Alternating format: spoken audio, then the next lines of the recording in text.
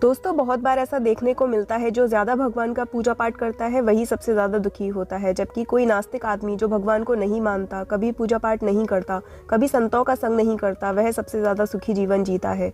ये सब चीज़ें देखकर कभी कभी तो ऐसा लगता है कि भगवान का न्याय ही गलत है। यह कोई कहानी नहीं है, ऐसा हर किसी के साथ होता है। चलिए आज मैं आपको इसके पीछे का कारण बताती हूँ। आखिर क्यों भगवान को मानने वाला व्यक्ति सबसे ज़्यादा दुखी होता है। एक गुरु के दो चेले थे, दोनों ही पढ़े लिखे विद्वान थे। दोनों में फ़र्क सिर्फ इतना था कि एक भगवान को मानने वाला था और दूसरा भगवान को ना मानने वाला नास्तिक। एक ऐसा था जहाँ पर भगवान की कथा होती थी, जहाँ सत्संग होता था, जहाँ भजन होता, वहाँ दौड़ के चला जाता और भगवान की पूजा पाठ करने लगता।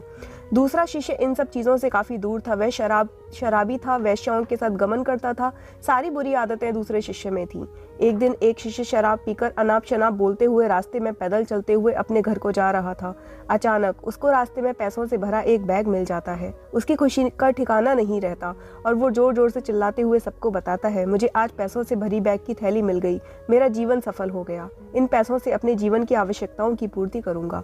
वहीं दूसरा मित्र मंदिर से भजन करते हुए अपने घर को जा रहा था। अचानक उसके पैर में एक बड़ी कील चुभ जाती है, रक्त निकलने लगता है। ठीक उसी समय दूसरा शिष्य भी वहीं पहुंचता है और हंसते हुए उसको बोलने लगता है, क्यों, तुम ही हो ना जो सबसे ज्यादा पूजा पाठ करते हो, भगवान का भजन करते हो। क्या दिया तुम्हें तुम्हारे भगवान ने?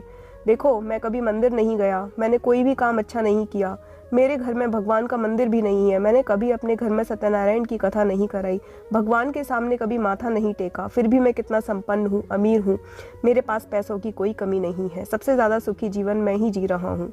अच्छे शिष्य को उसकी बात चुभने लगी। उसने मन ही मन विचार किया, हाँ, यह तो सच बोल रहा है, मैं कितना पूजा करता हूँ, मैं कितना भगवान को याद करता हूँ, फिर भी मैं इतना दुखी हूँ, और वह कुछ नहीं करता फिर भी कितना सुखी। इतना सोचते हुए वह अपने गुरु के पास चला जाता है और यही प्रश्न गुरु से करता है।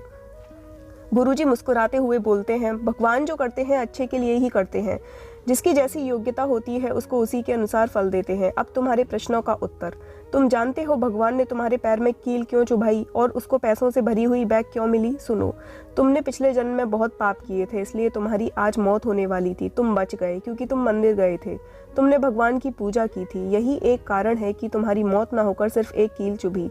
अब तुम्हारे मित्र की बात करते हैं। पूर्व जन्म में वो एक संत महापुरुष था, इसलिए उसकी आज किस्मत बदलने वाली थी। करोड़ों की संपत्ति का मालिक बनने वाला था, मगर इस जन्म में उसने कोई भी अच्छा काम नहीं किया, इसलिए पूर्व जन्म के फल के अनुसार उसको थोड़े पैसे ही मिले, जबकि वो अरबों की संपत्ति का मालिक बनने वाला था। भगवान को दोष देना छोड़ दो, अपने वर्तमान के समय का सदुपयोग करो, भविष्य अपने आप सुधर जाएगा।